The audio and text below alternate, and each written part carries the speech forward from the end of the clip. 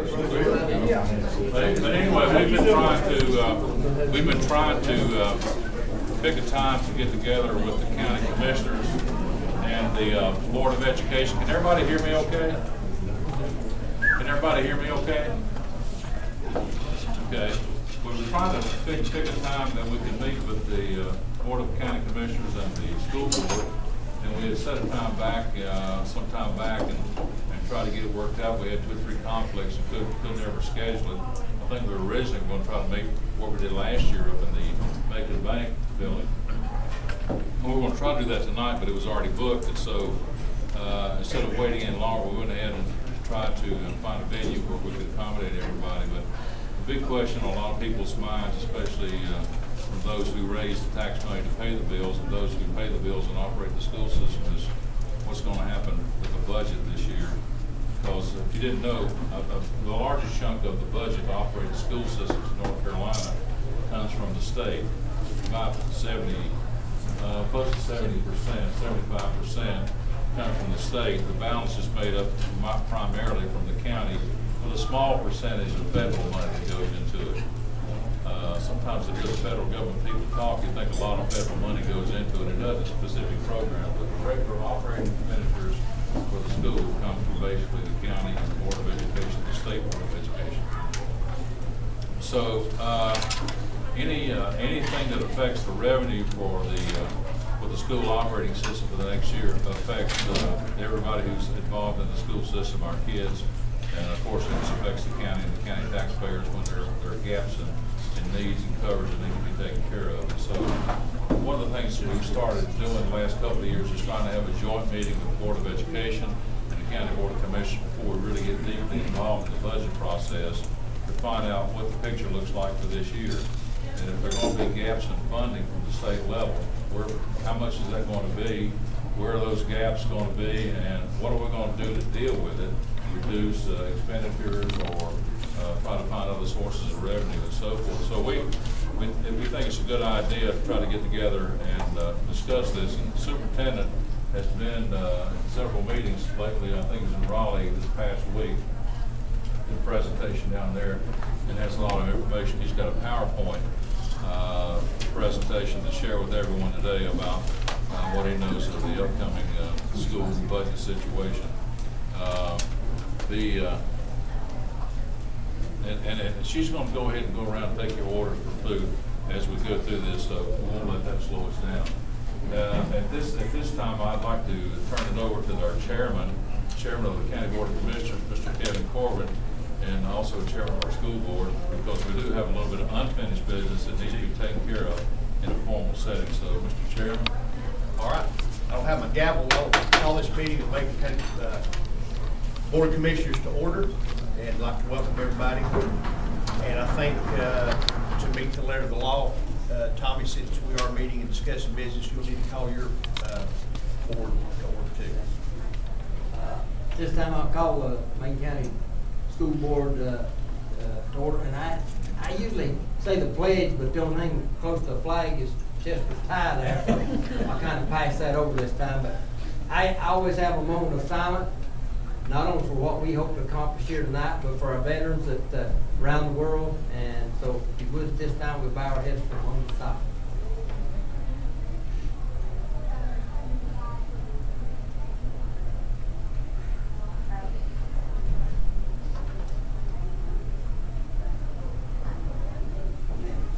Thank you, everyone. Thank you, Tommy. Thank you. And Jack, thank you for that opening, gave a good setup. We did want to do this and talk to the school board folks some time back.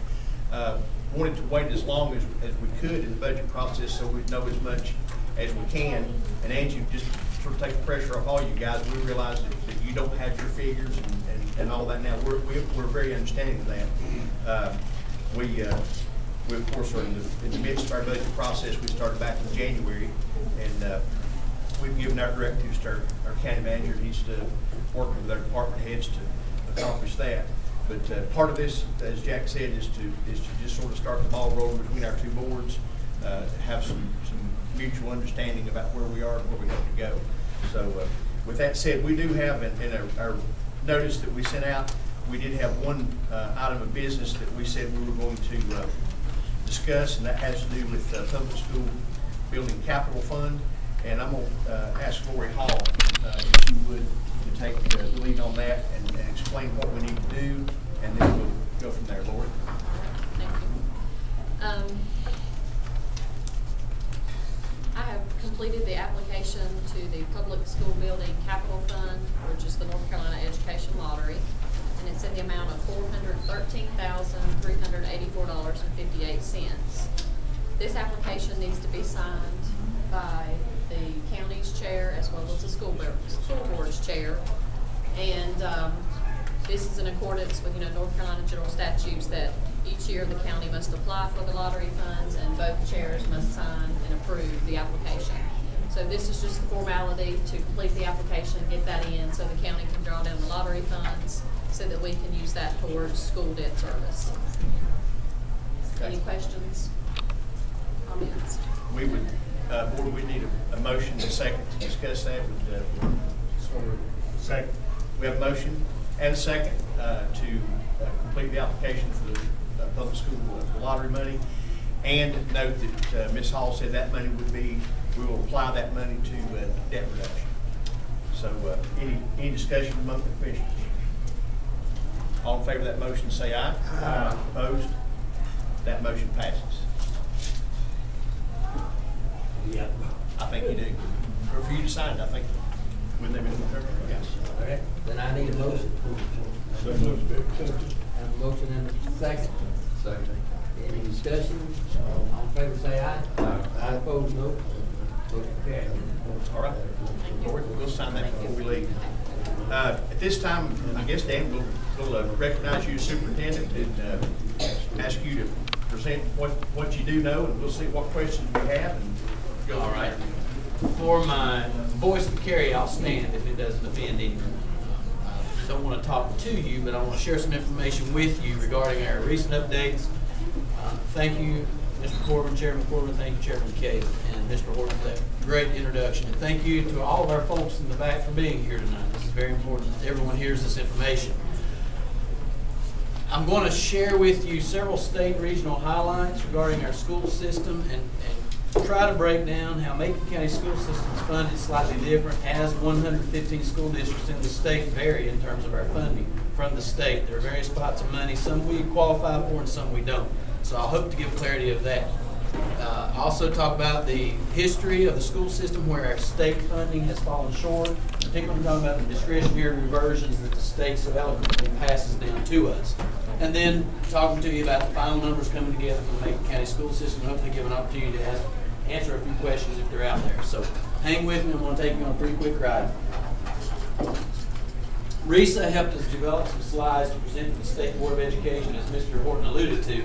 I had the opportunity to be one of 4 superintendents from the Western region to go present to the State Board about how we've tried to navigate these waters of budget shortfalls since 2008-9. It hasn't been easy. It has taken all hands on deck to pitch in to try to make ends meet in terms of the budget shortfall. The Western Carolina region has specific tiers that each county qualifies for. You can see tier 1, 2, and 3 is based on our household income, population growth, and those residents living in poverty. So this is just basically for your information about where Macon County ranks. We are at tier 2 in terms of our tier designation. All right, you can see one county in the Western North Carolina region, that's Graham County. They are in a distressed situation. And that's basically because of the economic status and unemployment rate in that county, creating that distressed situation to our neighbors in the Northwest. There is a funding called low wealth funding that the state gives districts that basically qualify to receive these additional funds. As you can see, we have about 35% of our districts in the Western region that qualify for the low wealth funding. And that's 6 out of the 17 systems in the far west.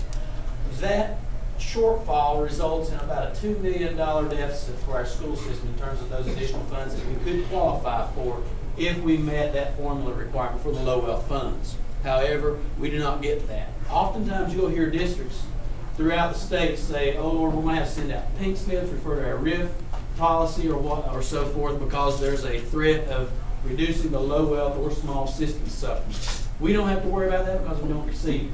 And those districts that do receive those additional funds, often they're earmarked every year by the state in terms of reductions or elimination of those special funds. Here are the EduJobs impact. Thank goodness for the stabilization, stimulus money, and the EduJobs money. Those three sources of federal dollars have helped us remain constant in terms of our budget. They have helped us shore up this ship until we can get it into the port and come up with some other revenue streams to compensate for the tremendous funding shortfall. Nick, can we ask questions? As well? Absolutely, please. You may want to clarify that stimulus money, is that last year, this year, and that's going away?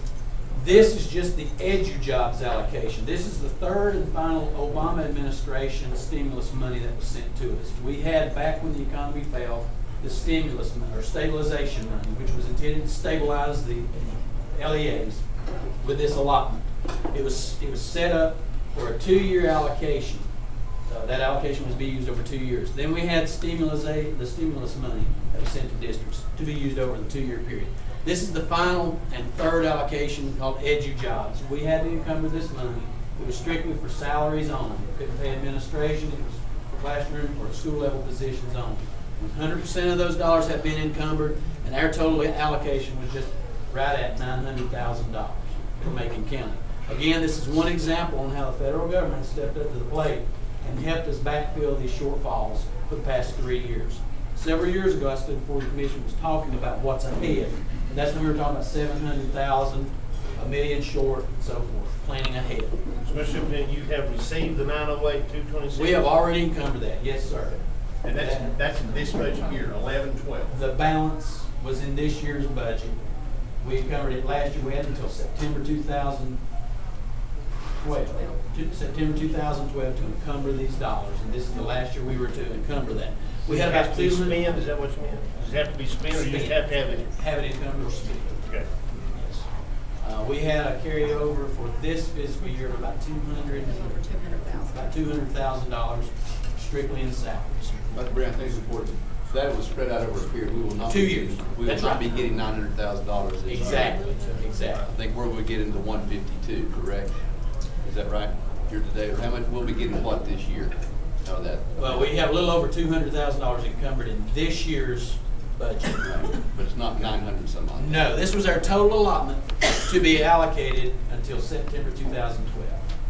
And there won't be any of this in your 12-13. That's right.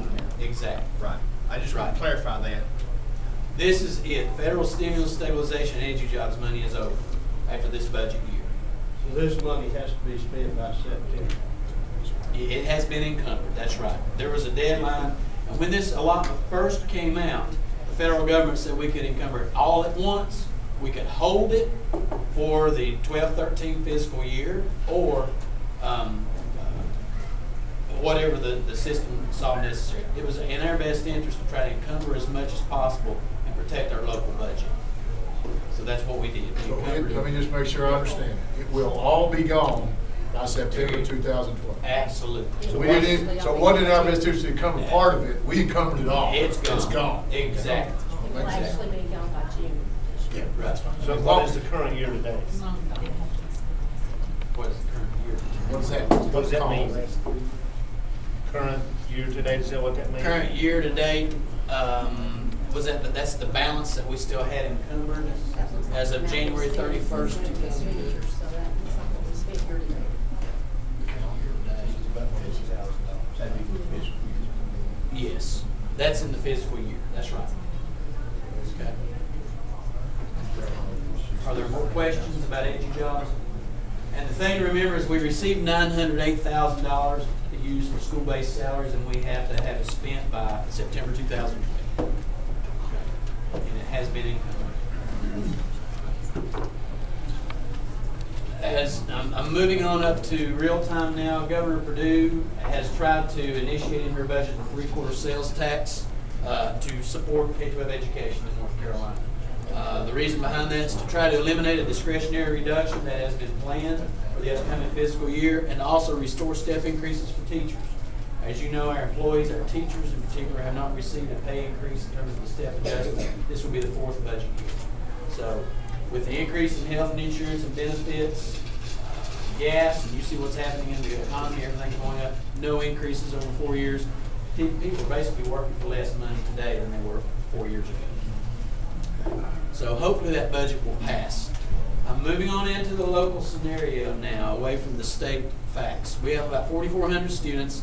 Our state budget is allocated based on our average daily membership over a period of months. We are funded. The more kids we have in our system, the more state dollars we have.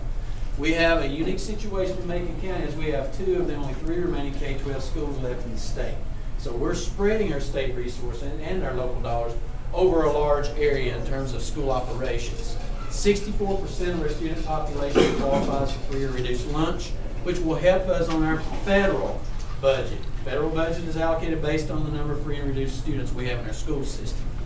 3 separate geographical areas, and the range of school operational costs ranges from $5,600 in Macon Early College to $13,800 in Highlands. So you can see there's an economy of scale there. The reason Macon Early College is so low is we're very thankful that the county is helping us with those operational expenditures, with maintenance, upkeep, and that building. So we're very grateful for that. Our challenges, how we've been able to address the challenges since the recession started. The time was premier for us to take some schools offline and replace them with newer facilities to improve our efficiency. So we've had 2 school closings and 4 school consolidations to consolidate resources for children.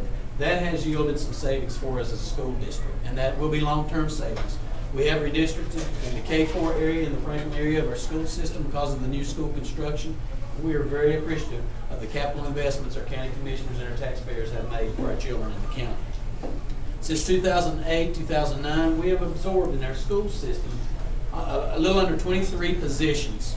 We have had a 50% loss in pre-K programs. Our driver's education has been reduced by 21%, in which we picked up locally the $20,700 to avoid our students from having to pay a fee of $45 or more to participate in driver's education. Our technology plan, as Mr. Burrell and I have talked about now for a couple of years, we are now at or above a 9-year replenishment cycle. The state's technology plan recommends districts have a 5-year rotation, which means every year 20% of our hardware should be replaced by newer hardware.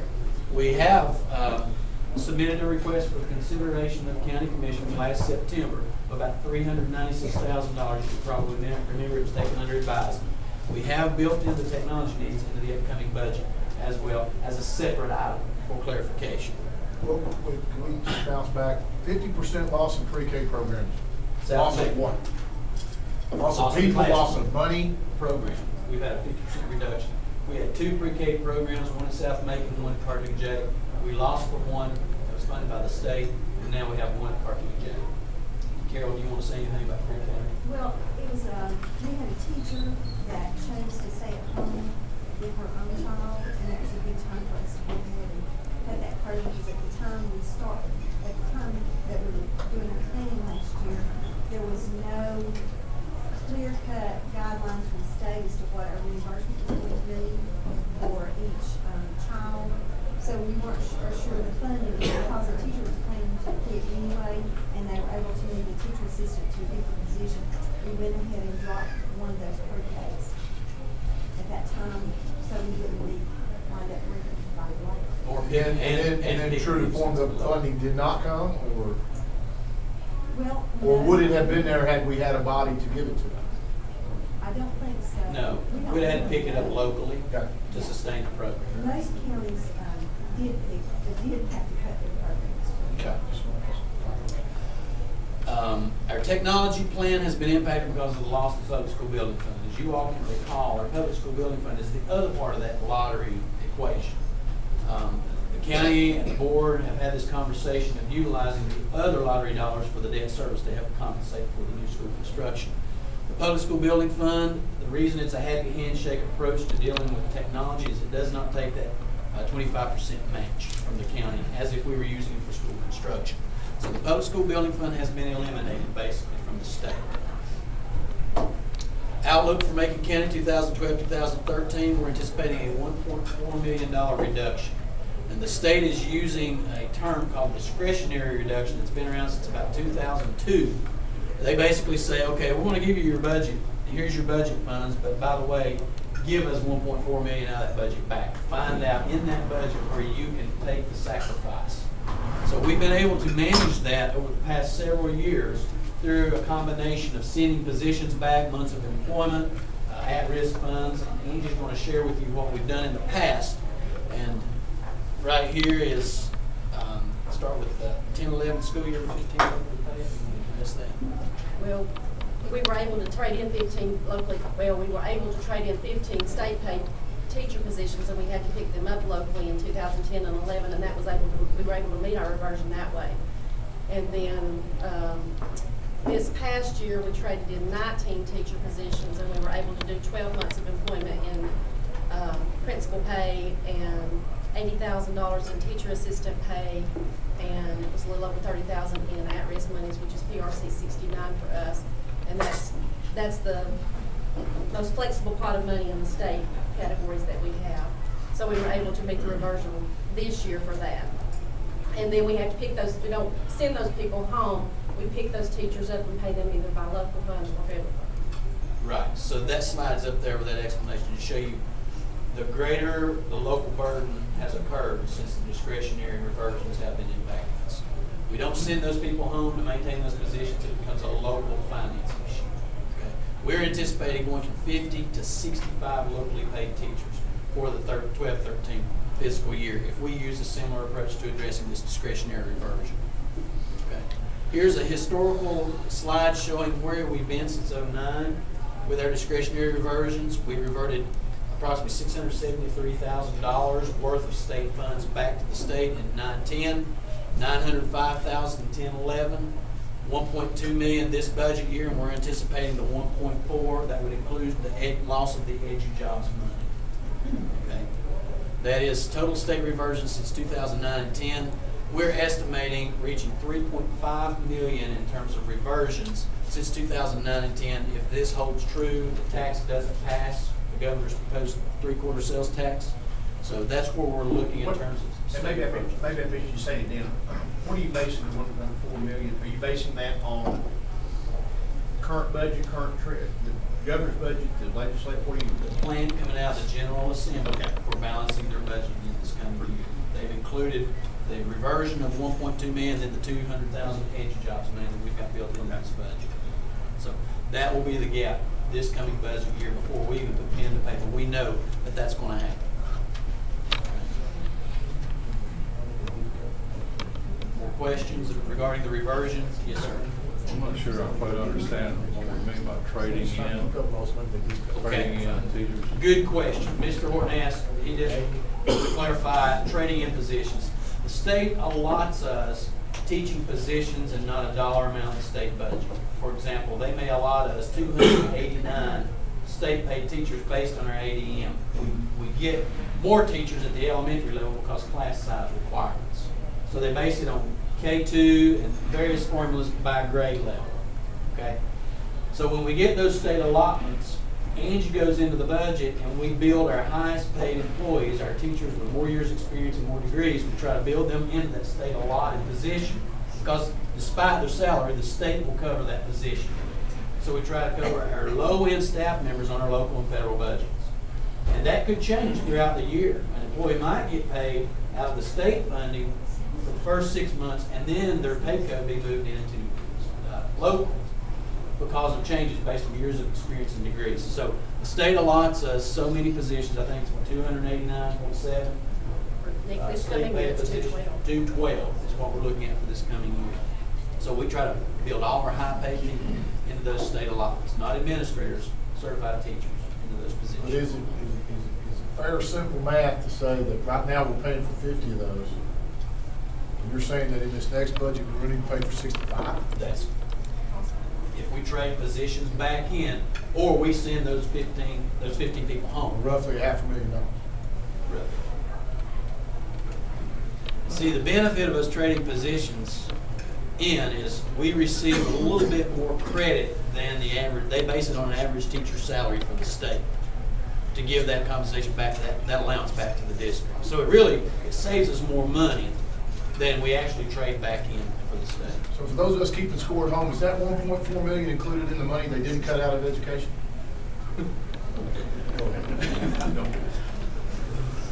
That's a good question. Our budget. I just want to know where it goes to. It's Well, got to be accounted for somewhere. I just want to know if I add it to the money that didn't get cut out of education. That is what's being projected out of the General Assembly. You will hear some drums being beaten across the state that the General Assembly added positions. Well, if you look at the budget outcome before the discretionary reversion, it looks good.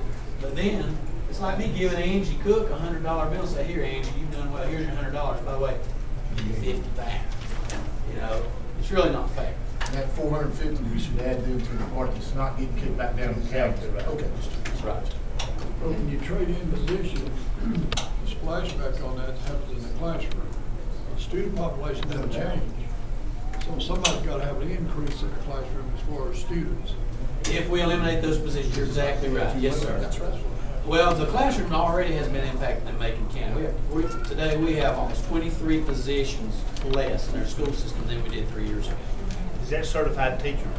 It's across the board. How many certified teachers do you have left? 20, Dan Moore, he has that list. I've got it right here, Mr. Deal. I have Numbers County teacher assistants. 21 and a half, and then we add community. 6.5 teachers, a principal, and most of those other people are teacher assistants. And again, no Sorry, one's. I missed the last part. Most of the others are teacher assistants. Teacher assistants, Yes, sir. thank you.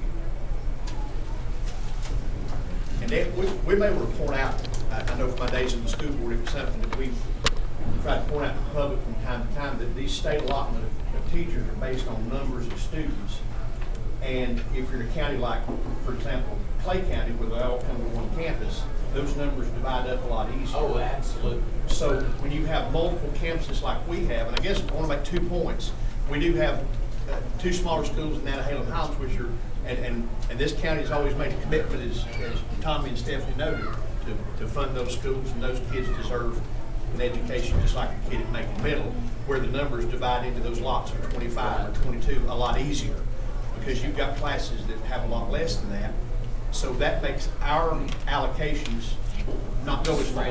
That's exactly And I think we right. need to understand that. That's because of the rural nature of our county. The second thing I want to say is that those of us that were around back when we made the call to build South Macon and build Cartuga J, if we had not done that, you could multiply this situation by a time or two, because we would have had the smaller schools with the smaller number. You got 15 kids in this class, 12 in this class, 20 in this class. At least now you're in a situation where you can make our funding go further. And that's just correct. That's a historical comment. It goes back about 10 years. But Very well said. I think we realize now we made the right decision to do that. But that's one thing, that having the smaller schools and having a rural area like we have, I don't think the state's ever understood that kids don't come in lots of 25 in this end of the state. Am I right or wrong? That's right. Anyway, just Very well made. Thanks very much. Any more questions regarding discretionary reversions or trading in of positions? All right. How have we survived so far? Once again, the federal dollars have definitely helped us plug this gap. Our stimulus, stabilization, and EduJobs money have definitely saved the day. This has served as a temporary patch on the state shortfall to allow savings and planning for the 2012-13 fiscal year and beyond. Local efforts to conserve every penny. We've tried to pull in every dollar we could possibly pull in without directly having a negative impact on the classroom throughout the school system. So we've successfully managed so far. And again, we're very thankful to the County Commissioner for your ongoing support, and for the County Manager, and for the ongoing discussion regarding school systems funding. Total fund balance, I'm moving in. How we've been able to close the budget gaps also is by the utilization of some undesignated fund balance in the continuous budget locally to plug that hole. Again, when we trade those positions in, it becomes a local burden on our school system. And this shows the trend in terms of our fund balance and where we were able to utilize that fund balance to offset the state shortfall. budget. What we tried to build our local budget on is we were at 6.9 million 2 years ago. And we had an agreement to split that 2% local supplement and have 50% of it carried over from our fund balance, 50% coming out of the county commissioners.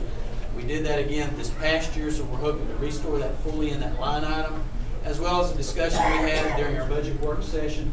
That 2% local supplement only covers our certified teachers. We have some very hard-working, non-certified people that have not received any kind of local supplement. So we would, as a board administration, we're going to build that into the budget to try to make sure that all of our employees have access to that 2% supplement.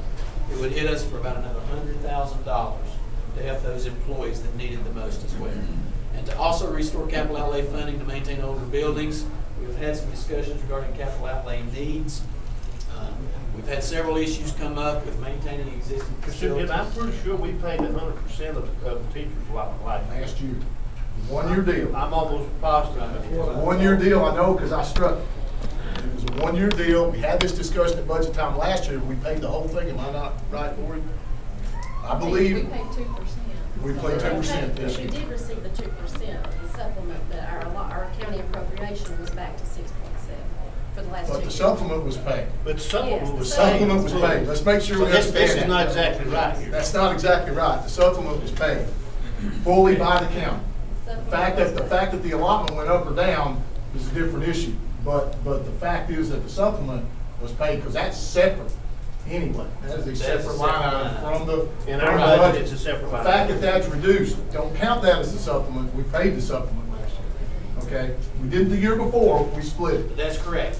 But our Last year we paid budget, for it. our local budget was reduced. from Roger that. 6.9. Not arguing that. Different reason, different ballgame. But the supplement was paid by the county in full last night. But our allocation was 6.7 million Noted. in our local budget. Noted. Dan, just a point, what's your total budget, federal, state, and local? About 50 million since we got a construction Right. project. About 50 this time.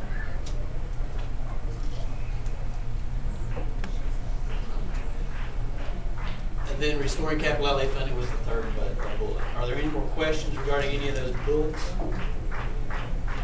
We still like to say that and correct the superintendent on top, but it is wrong. It's not been reduced 2 years by 50%. We paid 100% of the local teacher supplement last year. Okay, and for our media friends, the 2% local supplement was built in as a line item. However, our local budget was still maintained at 6.7 million. Yes. All right. I guess we're just looking at two different things. Yes, that's correct. That originated from the discussion of splitting that local supplement.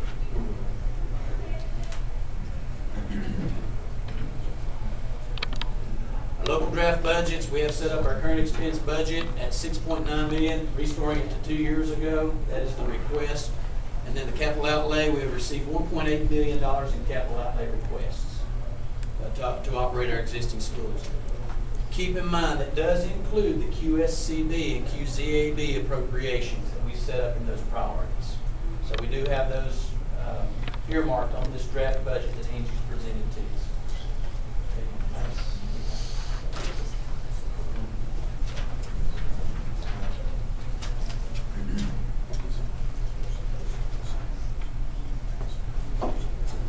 You're getting a copy of the draft capital outlay budget, and this is in its entirety as presented from the school level up to us.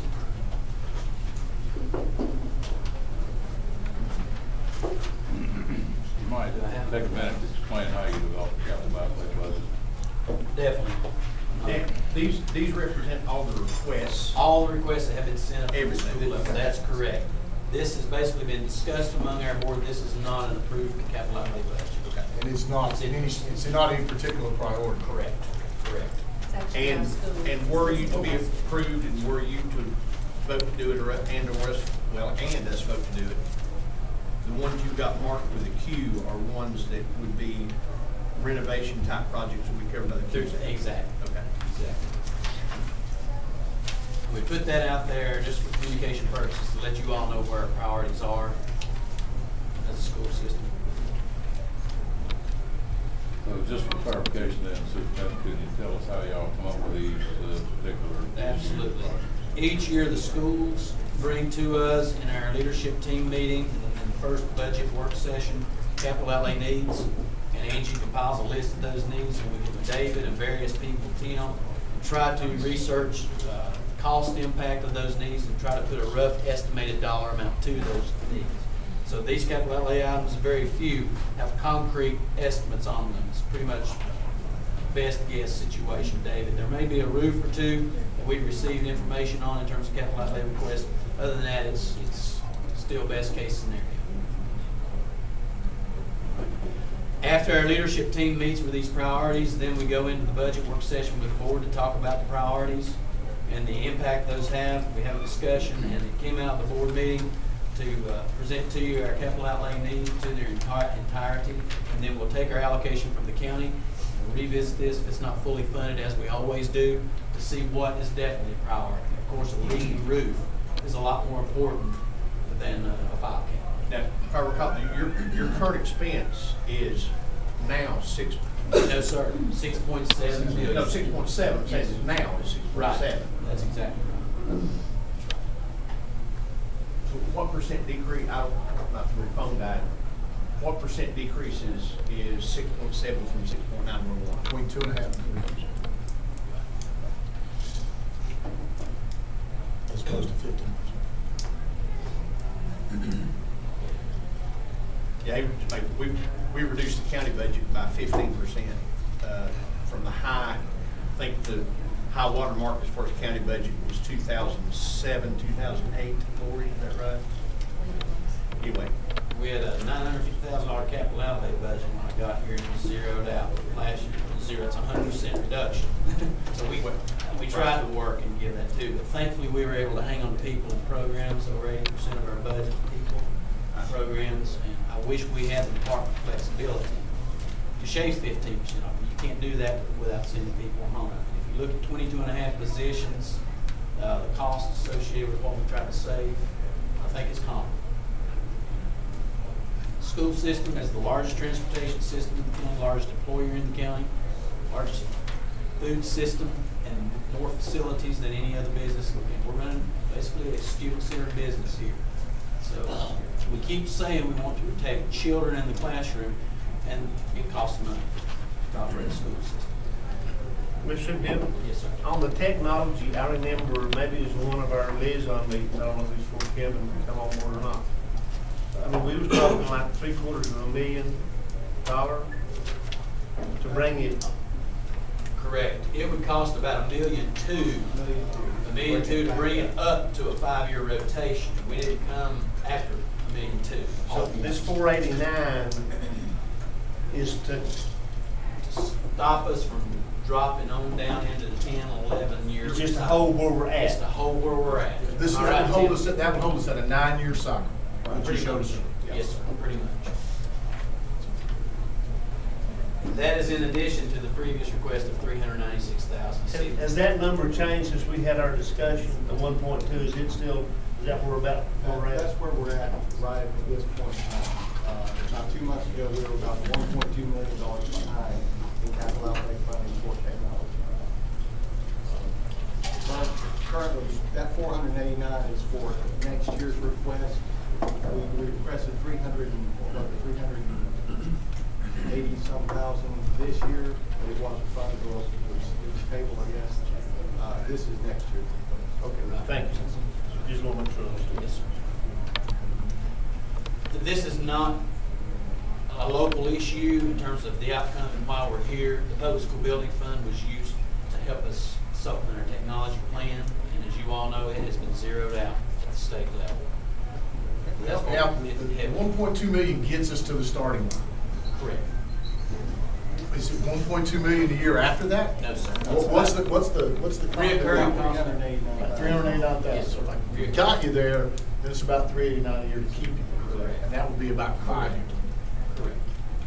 I ain't saying I can get you there, I just want to know what the number is. And technology is a huge void that we could put millions in and still need more. Well, and that's, Running. I think I got education on that, and I believe Kevin even got caught up a little bit.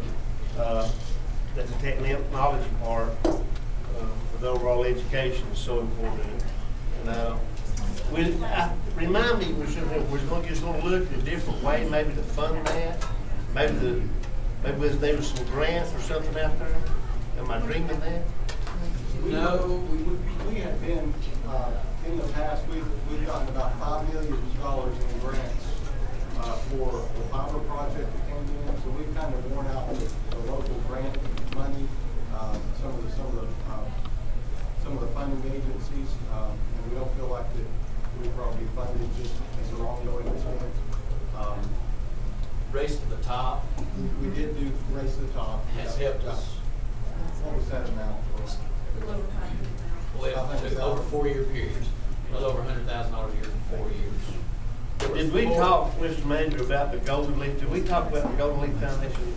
I remember that conversation somehow. I don't recall that specific one, but we also looked at, and I think they have made some changes to different types of computers and so forth. And IT expert can tell you about that, but we did talk about why do you need certain kind of computers that we start off with when we use computers in school. As technology has changed now to iPads and laptops and all that kind of stuff, and there may be some savings in there. We're changing direction you were going, I believe, weren't you? Yeah, we're trying to do some things like virtualization technologies, and Right. using some iPads and things like that in the classroom, and try to mitigate those costs and bring those yearly costs down. We were lucky to be able to use some of the Race to the Top money these past couple of years to put in the wireless network in all the schools. And the reason we're doing that is because we're required in the year 2013, 2014, all assessments will be online. And we're not even close to meeting that requirement. We're getting enough desktops in the school system to make that happen. Since that's by far the largest chunk of money to be asked for, if we're looking at the 1.2, I mean, by far the largest chunk in one place. Can we break that down a little bit so we know what the 1.2 really covers? Can you give us something on that? You don't have to do it now. I can, yeah. Okay. That 1.2 was just our deficit so far over the past few years. It would cost us that much money to get us back up to a 5-year rotation cycle. We're not asking for that.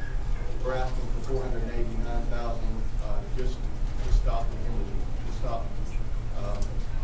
stop the leak. Well, you know, Mr. Cuppers is working real hard, a lot of them, to get the broadband over to Mount Highlands School. And we'd like to get that over there and have those kids over there have some decent equipment once that's going to come, because Bobby said he's really going to get that in there, even with that big ditch he said. Is that right, Mr. Cuppers? I'm gonna take you right through that swimming pool. One of the things Superintendent was talking about earlier, he calls it public school building fund, we call it ADM fund, I think we're talking about the same thing. That money has been taken away the first year by the General Assembly to help balance the budget partially, and then they froze it, and then took the rest of it away the second year. The one thing about that ADM money, as I call it, Superintendent referring to, is that 100% that money could be used, and that's what helps keep our technology up, without a local match. All the rest of the money that we had was a 3-to-1 match. The technology was 100%, and we didn't have to come up with local funds to match that, but they've done away with all of it, the match and the unmatched part of it, which has really been a major blow as far as setting technology back in our schools. We're familiar with our system here, but this is probably the same problem that most of the school systems in the state are having to deal with right now. Right. I'll reiterate what Mr. Burrow said a minute ago. The state is basically giving us non-negotiable to be prepared for 2012-13, with all online assessments. So it's going to take a lot of capacity within each district to manage all EOGs and EOCs online. So that is a tremendous impact locally. Dan, they're delivering food. Do you want to take a little break and let them eat, or you want to keep trucking? Tell you what, I'm not eating, so I did that intentionally, so I don't mind to carry on. I'm almost finished. That's fine. Just a government warning. Go right ahead. Do not swallow gum. Can I interrupt just for a second? Sure. I think y'all understand, this is a wish list, gentlemen, what we have in front of us. This is just something that came out, we in no way have set up and said, well, if you look at some of the items, this is what we are looking for, whatever this is a wish list we have. Obviously, there are certain priorities there that we accuse out of monies and then go from there, so, yeah. But I think one thing, as the board member myself, the assessments, the technology money is really, really important. Because in the assessments, the teachers and things are gonna have to do, Mr. Covers, you don't have a choice. You got to take those students, get them online. We have to be prepared for that. It's not something that, it's a luxury. It's mandated, the assessment part. I guess my only question is the 489 to get us on a nine-year cycle, is it in your vision that would get us to be able to, does that meet that, or do we need to jumpstart that? It would stop to the get you decline. there? It would help us on some immediate needs countywide. What I'm saying is, what Mr. Shields is saying is a very good point. He knows what I'm asking. If the 489,000 stops the bleeding, gets us on a 9-year roll, but does it meet the goal to be ready for online assessment when online assessment gets here? I'll defer to Tim Burrow. We still have that. I would be real interested in what that number is, because that's a pretty important number. We're trying to do some things, like I said, to mitigate that when it happens. We're trying to do some virtualization technology so we can use some of these older computers, get more, what it's going to require is a lot more computers in the hands of students, whether that be an iPad device, which we're piloting now. We have about 500 of those in the school system. We're trying to make those work with the assessments. Or if it's more computer labs, more laptop labs, we've got to get that capacity. So we've done a good job in the past of, with the race to the top money, building out the wireless network so we can make that happen. We just don't have the PCs in the hands of students. And that's what's happening. To me, that's almost a more important number than what gets us to 9 years or 5 years. If we're going to wake up here in 2 or 3 years and not be able to do what the state asks us to do, that's a problem. You're That's a talking red more flag. days of Oh, the instruction. state won't do that, Bobby, they'll send us the money. Yes, sir. Yes, sir, they would. This is another good example of where they said, nothing we pass down to the counties, but yet, this is another way, when they done away with the ADM money, they knew that the counties would have to pick it up. To maintain. They knew that. We had that discussion in Raleigh, the county manager was there, and we've been down that road. So it's just another way to pass it down to the county expense, so we're gonna, to keep it, the technology part, we've had this conversation with Shields in our liaison meeting. And the chairman and myself has had these conversations, that we know it's gonna be a big number, and that's the reason I was asking the question for Mr. Burrow, that somehow I think that just to get us where we're going, just to keep us where we're at, won't do. That just won't do. I think we're gonna have to figure out another way. Yeah, my sense is telling me that the number we gotta be looking at is bigger than one number, but probably ain't gonna make it to the other number. And we gotta know what that number is that gets us to that point. I'm not saying that it's there. I'd like to know what it is, so when we put the whole budget together, and I know I didn't expect to get it tonight, please, that's unfair. And I don't mean to imply that we should have had, but as you work down this budget path, to me, I'm just one of 5, but to me, that's a more important number than 5-year or 9-year. Because that is a real tasking that is coming now that we need to be able to meet. And so I'd really like to know what that goal is more than 9 or 5 years. We may get you on whatever refresh cycle we can get you on, but we gotta meet this other goal. It's not optional. The assessment cycle is the most important thing at this time to look at. If you got assessments, it's gonna start at 13, 14. Yes, sir. That's gotta be a focal point. We gotta make sure our young people can take the test. You're sitting there as a principal, and if you're not able to do that, that's just egg on your face. We looked at several schools, and right now with the number of computers we have in the classrooms, it would take us 6 weeks to get everyone through the EOCs and EOGs. We can't do that. Well, that's good. No way. The window's what? 2 weeks, 3 days? That's with the reduction of EOCs from 10 to 4. Dan, just to sort of sum up, I'm seeing 2 scenarios here. You have a one-time funding need, technology. try to get sort of back to treading water. Then you have a recurring budget need, which is the 489, or is, what was it? It'll be 3 something. 3, okay. So what's your fund balance now is 2.9? Because you had 2.9, but you allocated $1.5 million of it for this year's budget. So you got 1.4. So you got about 1.36. 1.4, okay. Should. Does that figure up there, I mean, because 2.9 was the end of last fiscal year. And you allocated $1.5 million of it. Right. Which we encourage you to do. Right, without having to come back to council. Right. Where did y'all put the money from the sale of RPJ school? Where did it go to? Nowhere yet. So it just sits in the kitty though. Is that money that, I guess I'm saying, you've got recurring expenses, you have one-time expenses, we're talking about both here, right? Is that some money that you guys could potentially put toward that? Is that what We could, and our board and I had that conversation, there was a consensus to wait to see what kind of priorities we could cover out of capital outlay this year and for the upcoming budget. I'll open that up to any board member who'd like to speak to that.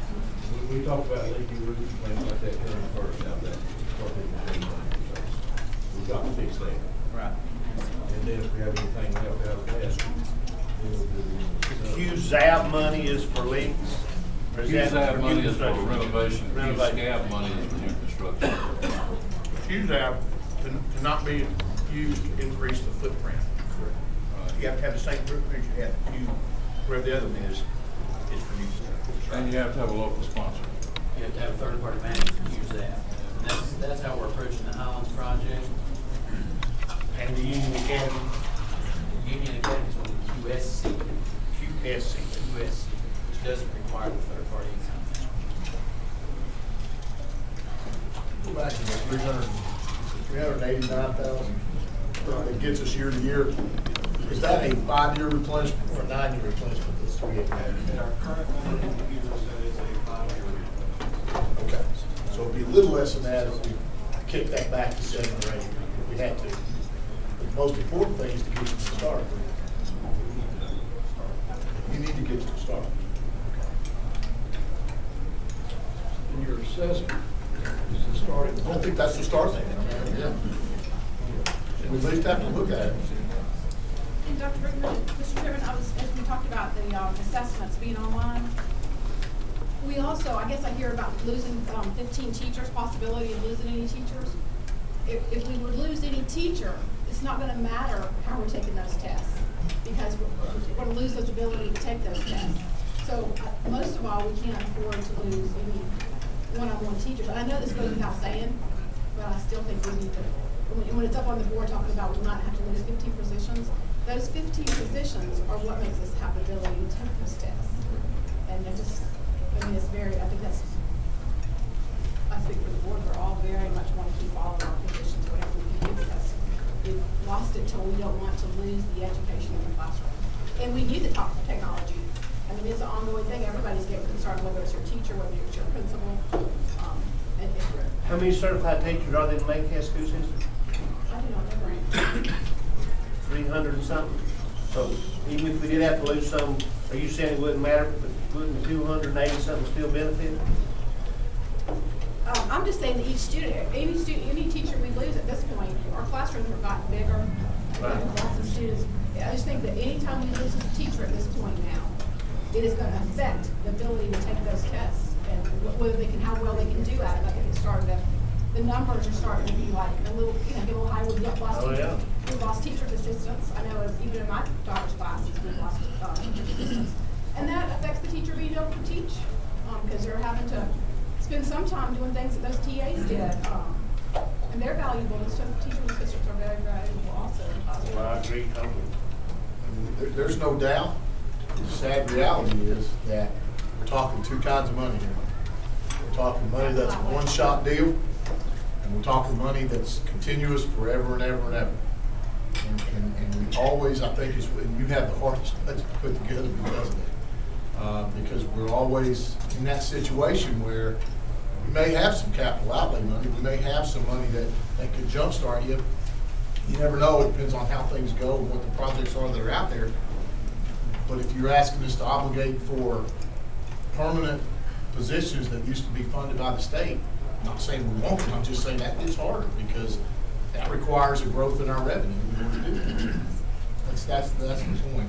And I agree with everything you said. I'm one of those people that's going to have a classroom full of kids. I have reaped the benefits in 12 years of seeing my first civics class, which had 35 people in it, to my latest civics class, which has about 21 or 22. That is a huge difference, okay? I can tell you from a classroom perspective, that is a huge, huge difference. But, I would probably take my 35 class back if I had enough computers to take them and do the things that we could do on those computers, do the things that we could do on those computers, I might be able to handle that. So, but again, I'm speaking at the high school level. The real problem is not at the high school level. I think the real problem is down in the elementary school. We're kind of mandated there. So I'm not being insensitive to where I think the real problem is. But remember, we're talking two kinds of money, and while it may look like to some people that there's a lot of money out there to spend, it's not recurring money. As you're learning with fund balance doesn't come back. Once it goes away, it doesn't come back. So very quickly. So it's a one-time deal. You can't obligate it to a recurring problem. So that's kind of what. But I agree with what you're saying. It definitely will impact the classroom. And we have been adding positions locally. Ever since we've been trading those positions back, we do not send those people home. Those positions have to be picked up somewhere, either local or federal. So that's what we have been doing within our local budget or our federal budget. So we've been covering those positions through that. I want to make one clarification. We've been talking about QZAB and QSCB. You cannot use those dollars to pay for people. That's strictly for building and construction. So I just want to make that clarification. When will we find out about this one? Soon. Ben Matthews told me last week in Raleigh that they've gone ahead and they received over 20 applications for the 12.5 or QSCB. And he said we're not going to be able to fund every part of everybody's application. But he also said QZAB looks very good. So the QZAB's pretty much thumbs up. That's the 1.5 at Highlands. So the QSCB is up in the air right now. We're waiting for the board that reviews those applications to get back with me. Could be any day. Sales tax is raised to 3-4% in North Carolina, we talked about a little earlier. We're in great shape. Okay, how much will that exactly mean to us here in Macon County? $1.4 million discretionary reversion would be eliminated. About what you're having to get back from your That's right. But that's pie in the sky, that's not gonna happen. We all know. Well, I know too, and so That's just all not of gonna us happen. there If they wouldn't do the one, when they didn't do the 1 cent, you know, there's a lot they're of not us gonna fighting do that, 3/4. that right now in Raleigh, we know that very much. Yeah, that's not gonna happen. Well, and I will say this, we can't say the General Assembly will not raise taxes because they raised price per gallon of fuel 2.5 cents per gallon. So I'm hoping the same consideration will be given for the children of the state, and 3/4 cent can be allocated to support children. That's If my the 1 hope. cent stayed in, our More at 4 program would have stayed intact, Correct. our Kane program would have stayed intact, but it didn't. Mr. Bill, did we answer your question about the monies we had? Did that answer your question, what we've done with it? So, Cardigan J School, is that what you're at? That's what you're I don't at? think you've done anything with it. Correct, we're waiting to see what you guys. Wait to see what, yeah. Because while we'd love to use information technology, at the same time, we have other needs depending on QTAP, so we're just sitting and waiting until we see and then prioritize where that money goes, be able to make a middle school. Well, I can tell you this, the short session's gonna be real short. Right. The committees have kept working, have not stopped work. It's gonna be wham, bam, boom, and it's gonna be over. So you'll know, we'll know pretty quick what it looks like. I'll know more Tuesday, I'm going back Tuesday, so we'll know more then. But the committees have not stopped working. They've had no public input on committees. Business is finished, so. And our initial allotments came out, and they basically mirrored what we saw this year in terms of our budget. with the exception of the larger discretionary refurbishment.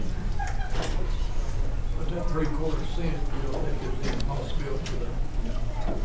They'll tell you the same thing I said before. That's what this new legislative group run on, is to do away with that, and they will. I've certainly not talked to none of them that Change your mind. changed their mind. No, they all tell me that no. Plus we're in another election year, so.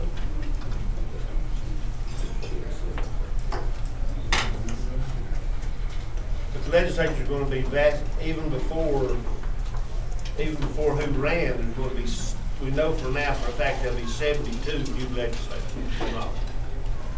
That's just from those who retired. That's not who's gonna lose the election. There will be that many new ones, we know for a fact.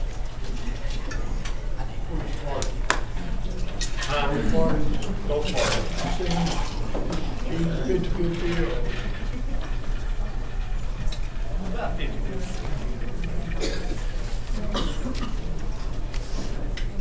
Well, Dan, anything else? That's basically it. While I have you with us, if I could just give you a quick update on Secure Rural Schools Act. I represent North Carolina in terms of talking to the lobbyists regarding that federal allocation. As you all may know, counties that have federal lands receive basically a supplement from the federal government to offset the loss of tax revenue from those acres. We received an update that we will be reduced to about $30,000, about $24,000 from last year's allocation to the upcoming school year. We want to get about $178,000 in our allocation, and there is a struggle right now in terms of reauthorization going on in Washington, D.C. to sustain that act to give us that additional compensation to offset those federal lands. So we're going to wait and see what happens next year. Looks like we'll get about $24,000 less. Mr. Corbin can give you a full report on that. We talked to both senators, and we even heard the sale of federal land came back up in one senator's office. And his desk don't shake the train. Kevin can speak to that. We met with both senators' offices. Then I don't know, does any of the board members have any questions of Dr. Brigman or any commissioners have any questions? I think as we go into this, we just need to continue to communicate. I can't speak for the five. We have, as I said, the budget that we have now is 15% less. We reduced our budget by 15% of what it was, from what it was 2007, 2008. The economic situation hadn't improved much. I think we all understand that. So in our meeting with Mr. Horton in January, I think we pretty well told him as far as our ad valorem spending, the tax rate, I think speaking for everybody, we're on the whole line. And we just feel like this economy, we have to do that. So I feel like we're probably in a better position to maybe talk about some of the one-time expenditures if we can sort of work with you on those. And again, I'm just speaking for me, that I am looking at picking up the ongoing expenses until, and really it's not just our ad valorem, it's our sales tax money down, and we don't know what that's going to do next year. Lord and I were talking about that today. So I think we're committed to education. I think our demonstrate that. And I think, Mr. Superintendent, the history will show that because of not every county can sit down with this group that's in this room. I know that for a fact. And so, I think we've shown that by doing that for the past 6 years, it's been beneficial. So that's got to continue. Anything? Mr. Davis, you have any? Well, yes, I don't know which one of them senators was that mentioned about the sale. Senator Bird's office. Bird? Doesn't have one, not just Anything else, Commissioner Tate? We greatly appreciate it. We're looking at May 15th, and we have to have the local budget submitted to the county commissioners. You have to have it to us by May 15th. That's right. I'm trying to work with you to have it by May 1st. Typically, that'd be good. We should know about these outlined before. Well, QSCB, it should. And I believe I heard you say that you want to get Borough to look at that starting on figure. I don't know about the other four, but I certainly would like to see I it. don't know about the other 4 years. So maybe he can just tell us and we'll tell everybody else. I just think it's an important number. I think it's an important number for us to at least know as we go in and we find out all we can do is what we can. But as we go in there, it's better to know what that number is and try to find a way to meet it than to not know what it is and come up short. I would like to know, what that number would be to get us well with respect to assessment. And then we'll go from there. I mean, we may not be able to get there. I'm not going to stand here without looking at the entire budget and tell you that it's going to work. But if I don't know what the requirement is, I can't possibly meet it. So I'd really like to know what it is. Can I ask an easy one, Mr. Chairman? Yes. Can I give you an easy one? Let me just give you an easy one. Most people probably don't know this, but I represent the good folks in Nantahala, and the good folks in Nantahala are a little bit concerned about a lot of things, but the latest and greatest that we're concerned about, and I say we because I think I spend as much time over there, Tommy, as I do in Franklin. The library would love to know when they can count on getting the other half of that building back to be a library again. They would really, I swear I'll pick up 3 votes if I could just go over there and tell them when they were going to get their library back, okay? Because they really thought that they were going to get it back when MPP left, and then they didn't, and the construction was going on, and they said, sure, come on over, use that half the building. But they really, I think the intent all along, even though it might not have gone that way, was to get them that half of the building. That's all they want. They don't want the other buildings. They just want that half that they're already in. And what they're intending to do is expand their computer room out into that, which is a big thing in Nantahala because a lot of people go there to use that. They probably use that as much as they use the library. So I just wondering, just to give you something to think about, that's a whole lot easier than budgets. Because budgets give me a headache after a while about this, and they really do. But halves of buildings that aren't being used is really, that's a pretty easy one, isn't it? I just wondered if there's any hope that we could get that back so I could go tell my librarian who's on my email 24 hours a day, 7 days a week, asking me when the library is going to be ready to expand into. I would really love to answer that email. Is there any possibility we may be able to do that? We've talked with the principal there. We have a real problem with people coming in when school's going out. Okay. We've had children almost run over. Okay. We've had law enforcement called in because of it. Okay. It's not an ideal situation to have it on school campus to begin with. True enough. And we'd like to have it off. So where we'd like to have it. Got a spot for him? Yeah, we've got something there. You got a spot for him to move it to? What about your building out on June Luster? There's open rooms in there where the EMS is. Because they've got them out for parties and stuff all the time. Well, yeah, that's kind of a community center gathering place. I'm not sure that's going to work. I mean, I recognize we got a problem. I guess my problem is the easiest way to fix that problem to address it some way or to move the library. Library's been there for a long time. People are kind of used to where it's at, unless they got a really good place to put it. They are, but would you like to see a kid run over there, somebody trying to get down there? Tommy, you know better than that. No, I'll sit there and tell me that I want to get a kid run over.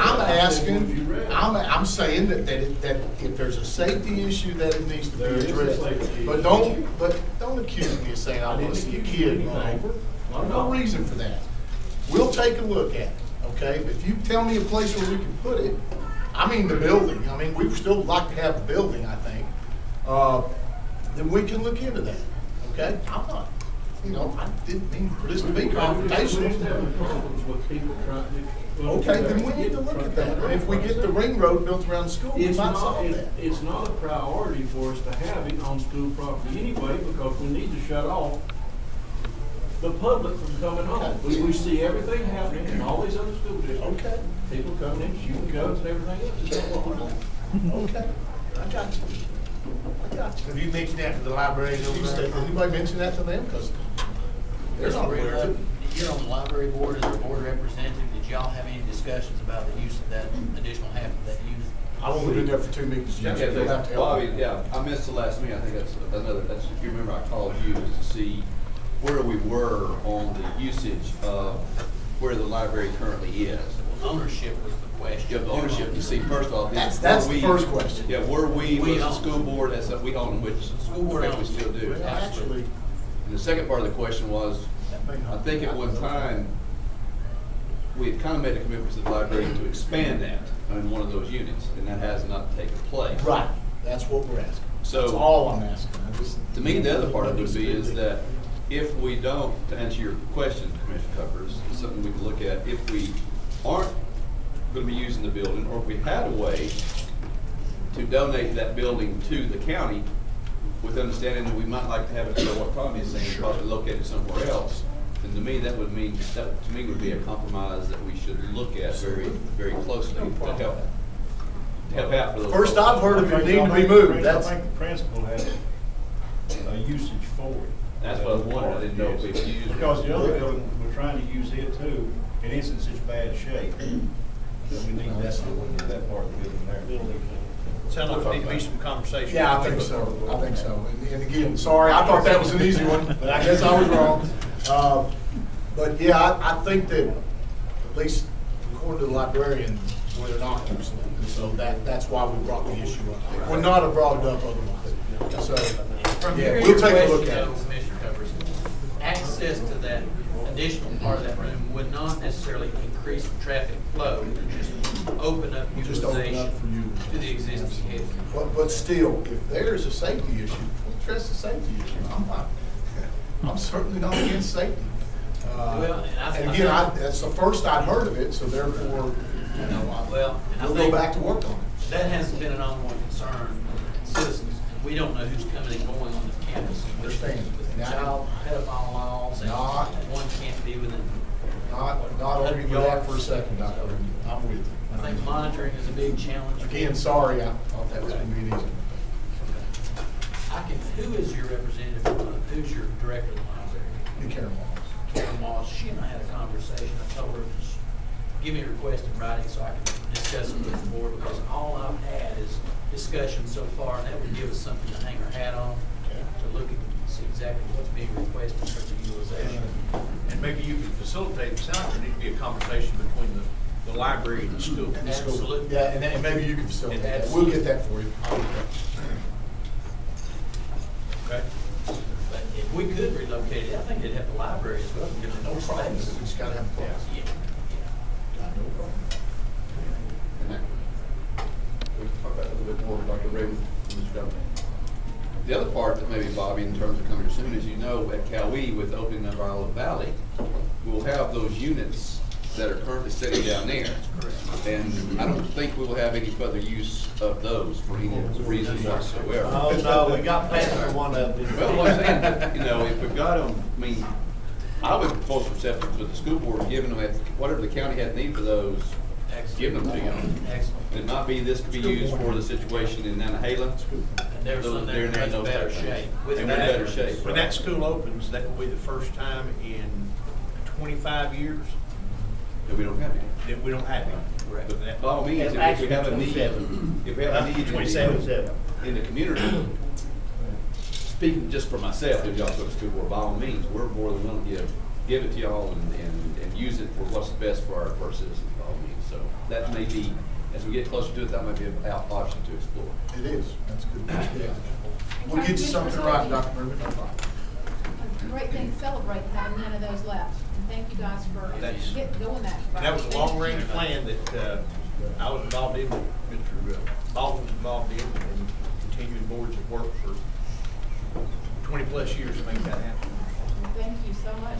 That's something to be very proud of. And one side note, that when you look at the reduction of the capital outlay money, one of the reasons for that is that back in the day, when you had old 40, 50-year-old schools, they took a lot more repair per value of the school than these new schools do. So our maintenance costs have been dramatically reduced. That's part of, in defense of past county commissions before I was there, I think that's part of the reason for that is paid for new schools, now we don't have to paint them as much, you don't have to raise roofs as much. Absolutely. And the trade-off was, we can try to get by with no capital outlay, because what you all have to do is preserve people and programs. Correct. It's easier to absorb the capital outlay than it is current expense. And I'm saying maybe we can help you with some of these one-time expenses, because I don't know about ongoing budget items that it'd be difficult to do in this budget environment. Fortunately, we're in a lot better position than almost any county. Let me go back to something Jack said a minute ago. When we sit down and talk like this, understand that a lot of counties do this in a courtroom. And I'm glad that we choose to do it this way. We sit down, talk about it, we'll have a conversation, and understand we'll do what we can. We know you guys are working to do what you can. This is the way to do it. Well, and just to see where the two boards working together, Mr. Horton came here 2008. January 2008. And Mr. Horton, how much have we spent on schools since 2008? $42 million. So I don't know what the record is over a period of time, but the Macon County taxpayer has been very supportive and good to Macon County school system. Absolutely. We're very great. And, but I don't know of any other school system that's spent that kind of money in a short period of time. And, but thank goodness we have. But it played catch-up for not doing it for 50 years. And this economic climate that, and we do have some debt rolling off sometime in the near future, right, Lori, like in the next 40 years? About 3 years. Well, it'll drop substantially in about 3 years. South Macon will 3 roll years. off next. Is that the next roll off? Yes. South Macon, that one could be in 14? Yeah. And then that one after that will be North Macon. Yeah. Or Mount Jackson. Carnegie J. Well, that's J. Is that North Macon? No, it's West Macon. It's okay. That's West. I just live out there. Write that down. You got GPS No your east truck or to get west. home? You got GPS your truck to get home? Jackie? Go by smoke signal. Anything else? I just want to mention just briefly then that our goal is to still get the Olive Valley Elementary School open for kids to start this year on August the 9th. Is that the date the school starts this year? That is the official date. Kids and teachers start before that. It's been a real challenge for a lot of reasons out there, and I won't go into all the details on that, but it's been quite a challenge. And Terry Bell's done a great job working with us to help us work out some of those, and the county attorney has also helped us a lot on that. But we're still planning on that, and I think the other good news about that too is when the school was envisioned and designed and built, just like the Mountain View Elementary School, nothing was set aside for furnishings. But you all may or may not be aware, the Board of County Commissioners did appropriate funds at the last meeting to go ahead and order the furniture for the new Olive Valley Elementary School. I believe Terry Bell's already got that. He's already got that ordered, purchase order requisitioned, and there's several month delay on getting that, but that's about $300,000 worth of furniture going into that building. So we can dispel the rumor that the school won't open because they won't have any desks for the kids. So that's not true if you hear that. It will be furnished, and we're still doing everything that we can think possibly to make sure that kids don't spend another school year in those mobile units at Cal Week. So I think that speaks well with. And everything's pretty well on time, isn't it, Jack? Pretty much. We're having a little bit of. It took us a little while on some of the water and sewer, but we're gradually getting that all ironed out. And they're pouring concrete tomorrow morning to set a 10,000-gallon water tank in, so we can get potable water for the rest of the school site. And contractors pretty much on schedule. Maybe a few days one way or the other, but they're doing everything they can to make it happen.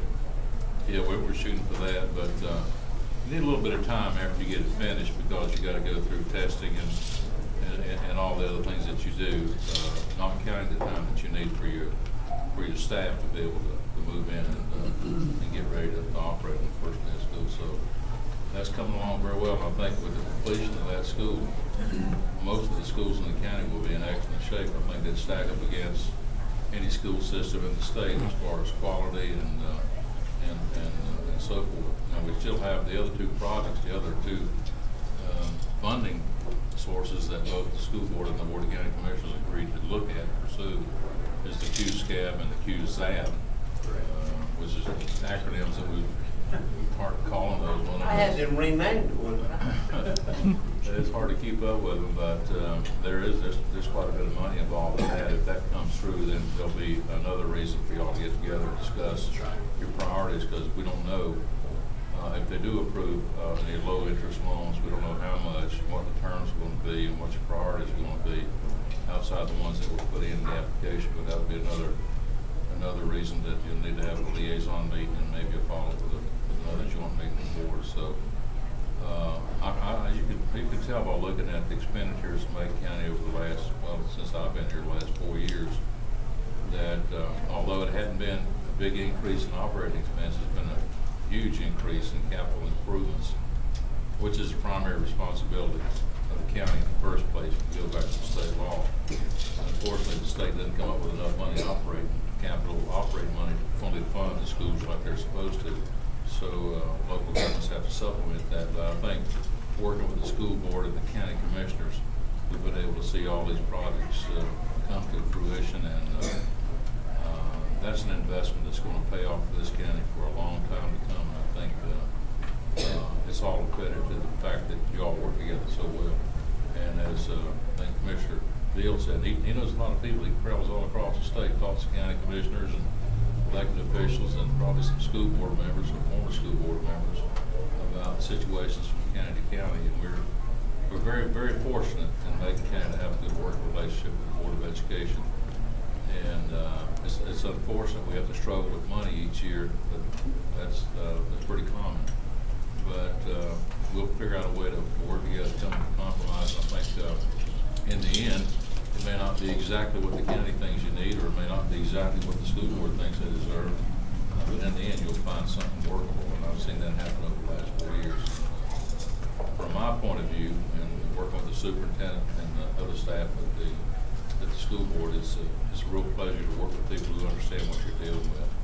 And it's not easy on the school board side, certainly not easy on the county side, but I think working together we've made a lot of progress over the past 4 years, and I'm very happy to be part of that.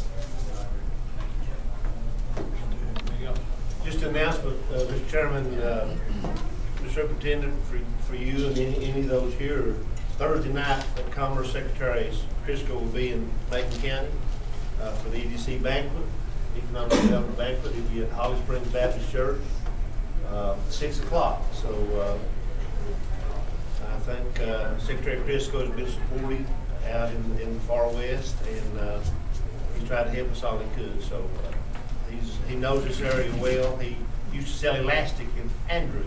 Yeah. So if you've not met the secretary, I'd encourage you to come out, and I think you're going to have rubber chicken. I don't know. Okay. Y'all are welcome to come. Everybody, the board, you're welcome to come. Please do so. Yeah. If you go online, you can register. Yeah. So you sort of keep a head count. Just go to MaconCounty.org and you'll find it on there. Dr. Freeman, anything else you need? That's it, Mr. Chairman. Any other board members have anything? Thank you. Thank you, Sean. And thank you so much for looking at computers and technology. Thank you so much for considering. We're going to do what we can. I know you will. And how's our soccer team doing in Highlands on our soccer team? They are loving it, actually. How they doing? Are they doing good? You know what? I think they are doing pretty well. I have not been to a lot of the games because my youngest is keeping me somewhere else right now. She's playing travel basketball, and so I haven't been there a lot. But I do know they've had some success. They've had a lot of injuries too. I do have one more thing. Okay. This is a summary of the state school public school budget, just as a point of information. It's available online. Late night reading. Okay. All right. Anything else come before the board, Jack? No, sir, Mr. Chairman. Just a reminder, Board of County Commissioners regular meeting tomorrow night. 6 o'clock. Yeah. And then you have a meeting in Ashridge on Wednesday, and then another meeting over at Highlands Springs on Thursday. So. I think to meet the letter of the law, we'll need to adjourn our meeting, and you guys need to adjourn your meeting. So Is this adjournment, or we? This is adjourned. Yeah, we'll adjourn. Motion to adjourn, Mr. Chairman. Motion to adjourn requires no second. All in favor, signify by saying aye. Aye. We're adjourned. Make a motion to adjourn. Thanks, sir. Second. Adjourned. Adjourn.